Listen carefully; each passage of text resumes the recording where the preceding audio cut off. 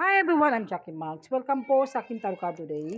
Full month Leo po sa mga acquired na Libra. Ito'y pawanggabay lamang po ito na sa taas ng pagtiwala sa ating Panginoon at ipuminded po sa aking mga readings. Kung nila pa po na sitwasyon kung ano pong nakarelease sa inyo guys. Hello sa mga questions po at hello sa mga air signs. Tingnan natin kung anong mga readings nyo guys. Open-minded lang po. Okay, sisimulan natin ha.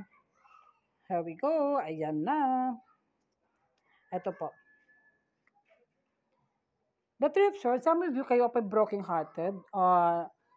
Release your pain. Alisin mo, tanggapin mo yung nakasalalay ng mga past life. Moving forward, kung pwede ito ay nakasalalay ito na third-party situation. Parang hindi mo matanggap-tanggap.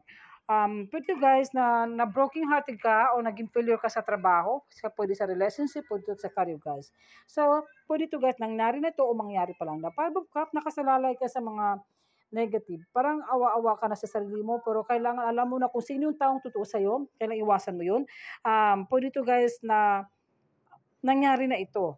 Pwede ito guys na parang nasaktan ka sa mga anak mo, any family members, any relationship na kailangan parang na ano ka ba, na feeling mo na wala nang umunawa sa'yo, wala nang makaintindi sa'yo, pero huwag ka mawala ng pag-asa. May madarating na balita guys. Now, tingnan mo, may darating na person ko kayo po ay walang jowa o partner. Some of you, yung mga mag-asawa, nagkahiwalay, nag-aaway, pero magkaayos din.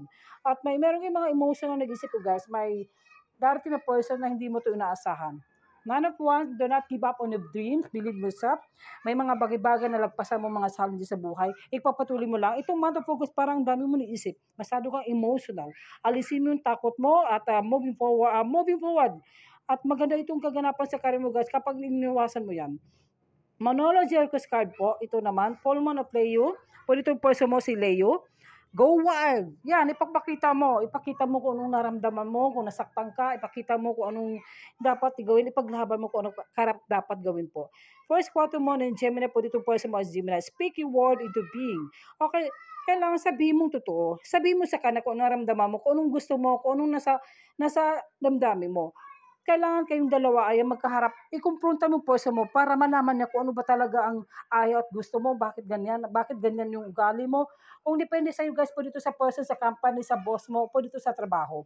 Ito naman sa Angel Orcus card, overcoming difficulties, may mga bagay na overwhelm na mahihirap ng mga hindi mo matanggap ng mga pagsubok sa iyong dati sa buhay. Akin ko, Jeremel, the worst is now behind you. May mga worst talaga nakasalalay at nakatago sa iyo. And so mounting in any previous challenge, kailangan alam ko malalagpasan mo. Kayo po ay divinely guided ng ating Panginoon, lalo na sa mga angels. Alam ko malalagpasan mo itong mga worst na nangyari sa iyo. Pero ito guys, na coming ito o tapos na ito. Breathe, magpahinga na malalim.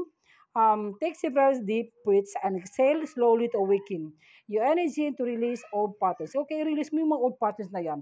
Huwag mong paulit-ulitin kung may nasaktan si person sa'yo. Forgive yourself, forgive with others, forgive that past. Yun lang po. At may mga bagay na po dito guys na nag-cheat yung person mo, kaya nagkaroon ng third party o either nga nagka-broken relationship.